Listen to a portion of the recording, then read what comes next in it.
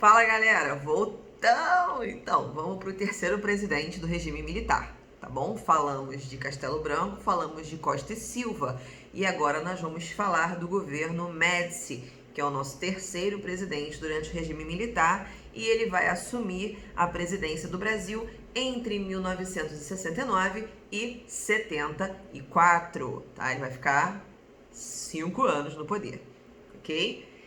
Médici, também conhecido como Emílio Garrastazu Médici, ou seja, o nome do cara é Emílio, a gente chama de Médici, mais uma vez lembrando a vocês que era um costume dentro das Forças Armadas de você ter o seu nome de guerra, e o seu nome de guerra normalmente é o seu sobrenome, tá? Então, Médici é por como ele era conhecido aqui no Brasil, e aí o governo de Médici vai ser um governo complicado, tá? Mais do que o de Costa e Silva, porque o de Costa e Silva foi o fervo, né? O rebuliço de greves e todo mundo se manifestando e Costa e Silva tentando resolver o problema.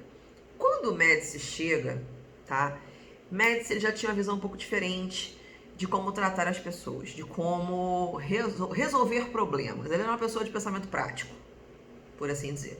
Só que o pensamento prático dele era um pensamento de ação, pouca fala, muita ação.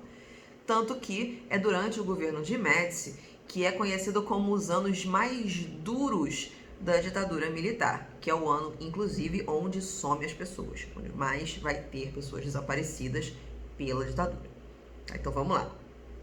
Primeira coisa que vai acontecer, né? No governo de Médici vai acontecer a suspensão dos direitos fundamentais do cidadão. Um deles, por exemplo, é o seu direito constitucional de ir e vir na hora que você quiser. É no governo de Médici que vai haver o famoso toque de recolher. Quem fosse pego na rua fora do horário depois, né, fora do horário do toque de recolher, era preso por vadiagem e ia ter que primeiro ser preso para depois explicar por que estava na rua.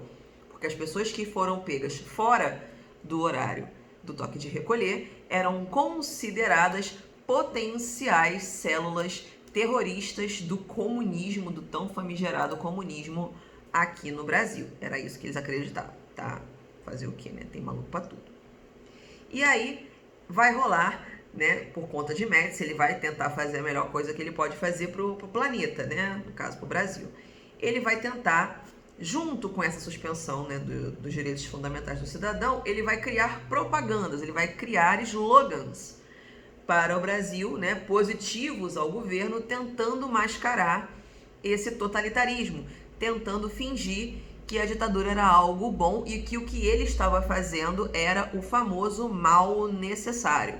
Ele está fazendo algo mal, mas pensando no bem do povo brasileiro, né? Aquela coisa de se eu tenho que fazer mal, vou fazer mal, mas é um mal bem intencionado. Era essa a ideia, tá? E durante o governo de Médici vai ser um período marcado por perseguição e tortura, já conseguimos imaginar, né? Onde vai surgir aí a Aliança Nacional Libertadora, também conhecida como ANL, liderada por Carlos Marighella.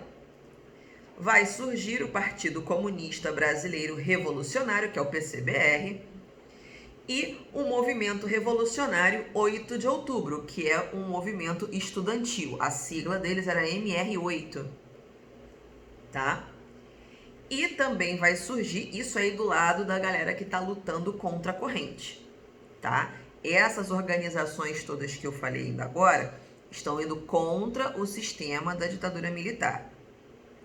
E aí, Médici vai começar a desenvolver também mecanismos para auxiliar o governo a controlar essa galera, que são o Serviço Nacional de Informações, que é a SNI, nada mais é do que um sistema do governo para denúncias, era como se fosse o Disque Denúncia da época, tá? Que vai durar até 99, pasmem, isso vai durar até 1999, ou seja, até muito pouco tempo atrás, muito pouco mesmo, tá?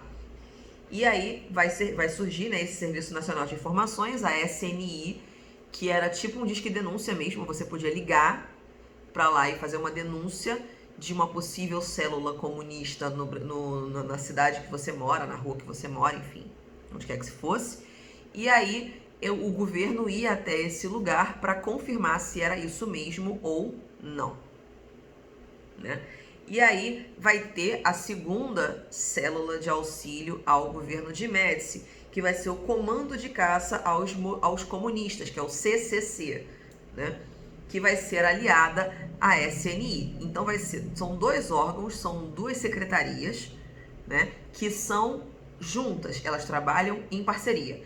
A SNI coleta as informações e as denúncias, processa essas informações, liga para a CCC e diz aonde eles têm que ir e quem eles têm que prender. E são eles que vão fazer o trabalho sujo, basicamente, que é prender a pessoa e praticar os interrogatórios.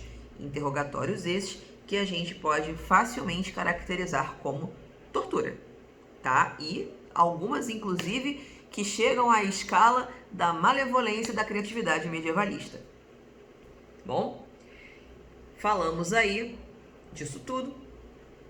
Para fora, a visão que o Brasil vai passar para fora do que está acontecendo aqui é um período que eles chamam de milagre brasileiro. Por que eles chamam de milagre brasileiro? Porque vai haver um aumento na produção industrial, vai haver um aumento nas exportações, vai haver uma expansão do crédito para a classe média, empréstimos que vão ser feitos no exterior, e essa visão vai fazer com que a economia se desestabilize mais ainda, porque a gente quer passar uma imagem que a gente não tem, e o governo, que era a ditadura militar, a salvação da pátria, né, a dita salvação que ia resolver todos os problemas do Brasil, começa a rachar. É no governo de Médici que começam a acontecer os grandes divisores de águas para que a gente caminhe para o final desses anos negros, ok? E aí a gente termina o período, estamos agora em 1974 e vamos partir para o nosso quarto presidente, que é Ernesto Geisel, ok? Então, segura a onda aí que a gente volta no vídeo 4, ok? Beijo!